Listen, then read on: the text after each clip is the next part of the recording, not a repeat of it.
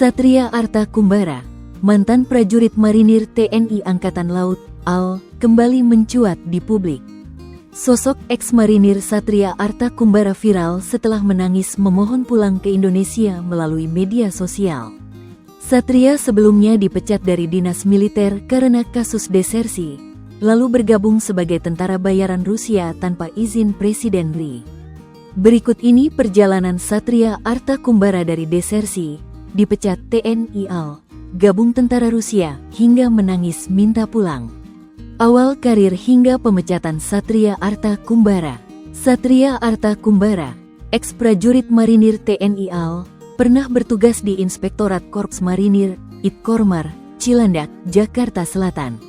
Namun, karir militernya runtuh ketika ia dinyatakan desersi sejak tanggal 13 Juni tahun 2022.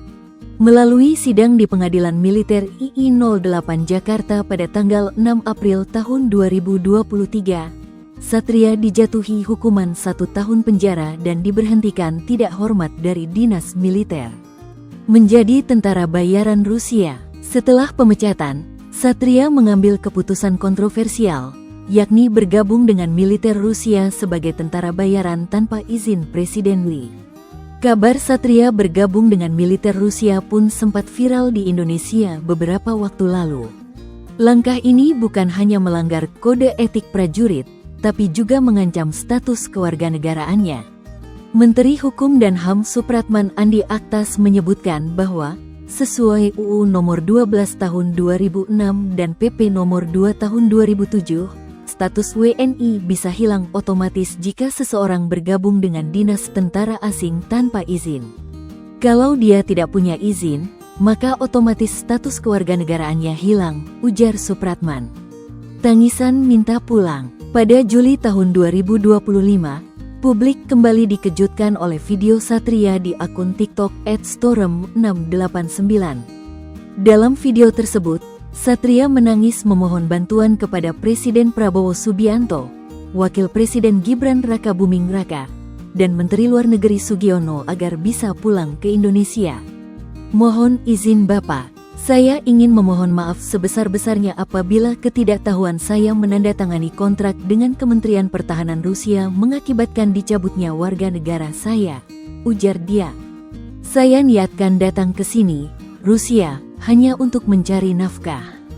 Wakafa billahi, cukuplah Allah sebagai saksi, ucap Satria. Ia juga menulis pesan menyentuh untuk anaknya yang berada di Indonesia. Ayah masih di garis depan perang, nak.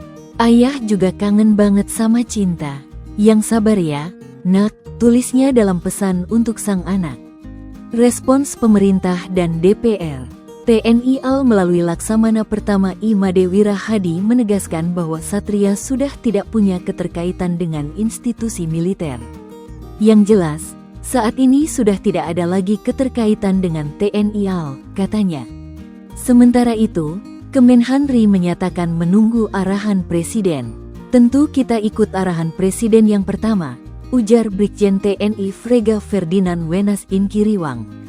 Adapun Kementerian Luar Negeri melalui KBRI Moskow terus memantau komunikasi dengan Satria, meski belum bisa memastikan status kewarganegaraannya karena hal itu merupakan kewenangan Kementerian Hukum. Menteri Koordinator Bidang Hukum, HAM, dan Imigrasi Yusril Ihza Mahendra menegaskan, jika Satria masih WNI, pemerintah wajib membantu kepulangannya. Kalau dia masih WNI, tentu pemerintah melalui Kemenlu akan membantu dan memfasilitasi, kata Yusril. Namun, jika status WNI telah hilang, Satria harus melalui prosedur panjang untuk mendapatkan kembali kewarganegaraan. Peringatan legislator dan catatan hukum untuk Satria. TB Hasanuddin, anggota Komisi IDPR, memperingatkan bahwa jika Satria sudah kehilangan status WNI, pemerintah tidak wajib melindunginya.